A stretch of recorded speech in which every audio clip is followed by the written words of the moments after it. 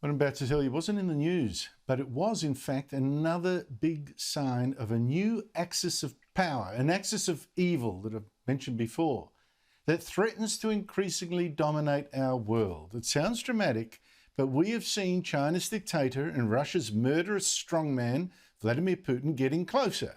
And yesterday, China's top diplomat met his counterpart in Russia to discuss what China's Global Times said overnight was about replacing the United States. It said not only will US pressure and hostility push China and Russia to stand closer, but the decline in Washington's strength and influence in some regions will also make Beijing and Moscow consider how to figure out a new regional order. That sounds worrying, but there's been some good news as well today. The US, even with Donald Trump gone, he was right on top of this, is right onto this threat even now under Joe Biden. One more sign of that today, America's acting ambassador gave an interview saying the US is in talks with Australia to store more munitions and military equipment in northern Australia, which is not too close to Chinese missiles. They can't wipe it out quickly in a missile strike, but close enough to still use if there is war in our region, particularly over Taiwan. Now, I was joined earlier by Michael Shoebridge. He was a former senior defence and intelligence official and is now at the Australian Strategic Policy Institute, director of its Defence Strategy and National Security Program.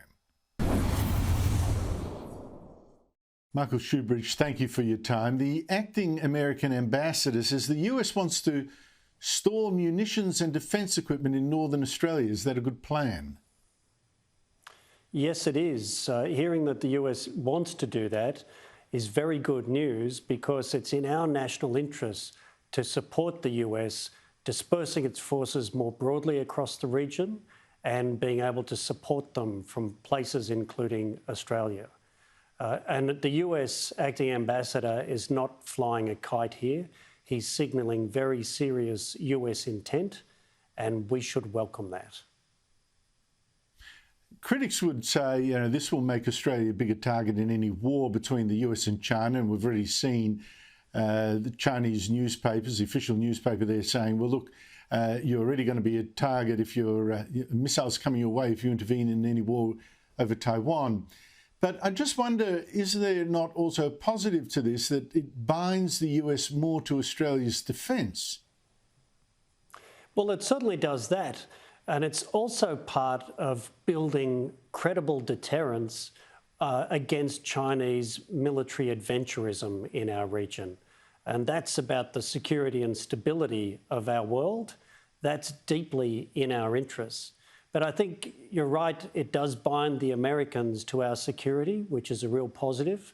Shouldn't we take it as another message, though, which is if the US understands and values Darwin and the Northern Territory as a strategic asset for regional security, shouldn't we value that more ourselves?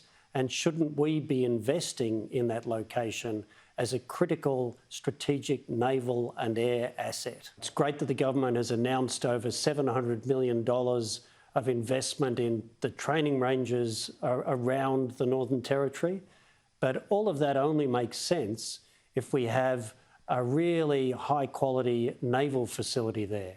And at the moment, we've got a small patrol boat base operated by the Navy, HMAS Coonawarra, and a large port operated by a Chinese company. It's really time to take the sand out of the oyster and develop Darwin Port as a strategic naval asset for Australia and our allies. Yeah, well, I think we've been very slow to realise that potential.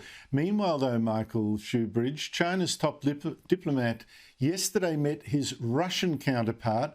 China's official Global Times paper said US pressure and hostility is pushing China and Russia to stand closer, and Washington's decline, it said, in strength and influence is going to make them consider a new regional order. What do you think a new regional order dominated by China and Russia will look like, and what are the implications for us? Well, I just wonder who they're going to get to come to their authoritarian party, because the first rule for joining that new order will be to be subservient to both Russia and China. It's not a very attractive proposition. But I think Russia knows it's got to play a bit of an each-way bet here. So that's why Vladimir Putin is meeting with Joe Biden in the next little while. I think we've got to just take this as authoritarian self-talk and take it seriously that they want to build a network, but also make it very clear it's a very unattractive package that they're offering. And let's not forget that an Australian citizen, Dr. Yang Hengjun, is tomorrow going to face trial in China on charges that as a spy. He's actually a writer, a blogger, who was arrested in China more than 2 years ago. So this has been a long time coming. His trial's going to be in a closed court that locks out our diplomats who want to observe this. What do you make of this trial? Is he in fact what the Chinese say, a spy?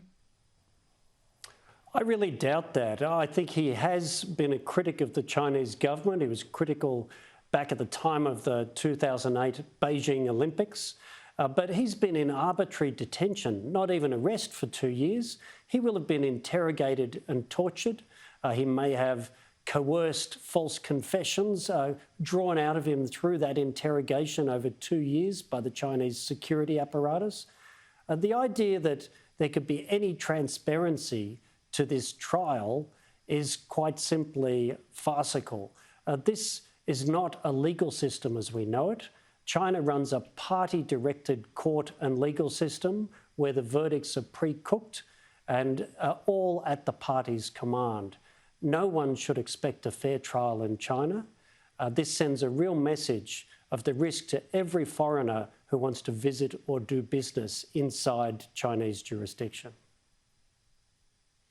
Yes, and it's also a very grim sign of the future, perhaps, for another Australian locked up in China, also accused of being a spy, the journalist Cheng Lei. I really worry for her as well. That's why over 60 countries have now signed the declaration against arbitrary detention that the Canadian government started in February this year. Already 60 countries have signed up to that.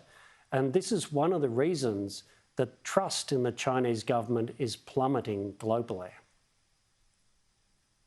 So it should. Michael Shoebridge, thank you so much.